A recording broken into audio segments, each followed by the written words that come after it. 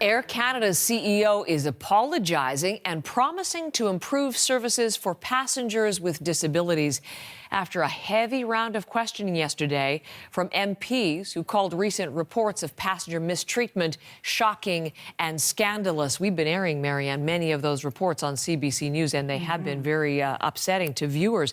So I'm wondering, this all happened, this questioning at a House of Commons committee. Tell us more about what happened and the kind of questions the CEO got.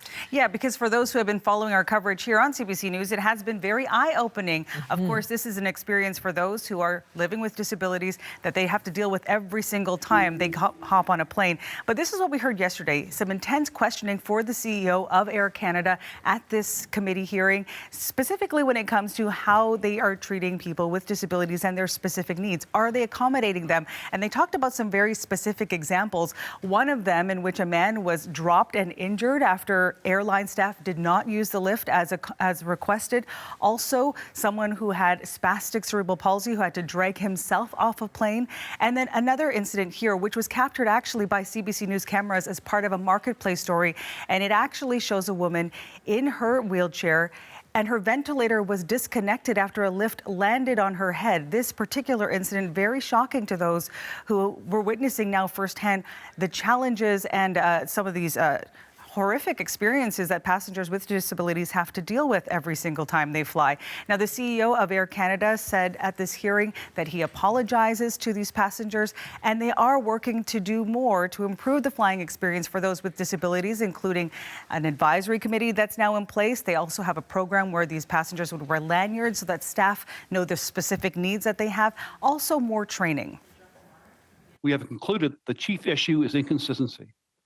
And the best remedy for this is to provide our people who all want to do a good job serving customers with more and better tailored training and tools so they can succeed every time. Our November announcement about improving accessibility contained programs to achieve this greater consistency. For example, our 10,000 airport employees will receive extra disability-related instruction as part of a new recurrent annual training program. Apart from reinforcing processes, it will promote better understanding.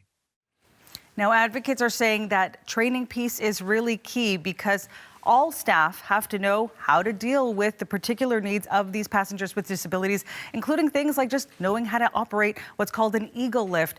Also, advocates saying that there is need for more federal enforcement when it comes to the kind of training that these staff members are getting. I'm wondering, the people who have experienced that mistreatment in the past, those who've even come forward publicly.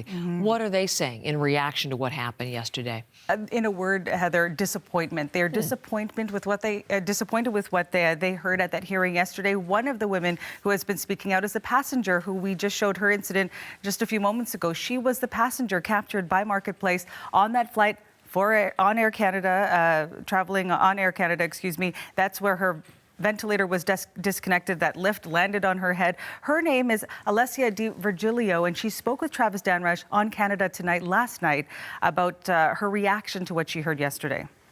Training is excellent and definitely much needed, but there are structures and barriers in place that are policy-based and equipment-based, and no amount of training is going to fix this. And so a systemic change is needed, and the first piece of that is to say everybody deserves a dignified flight. And dignity is a key word here for those like Alessia, who is not only a passenger but also an advocate. And also, Heather, a key part of this is the ability for them to board the plane with their wheelchairs. They're saying that could make a world of difference here. Okay, Marianne, thank you very much.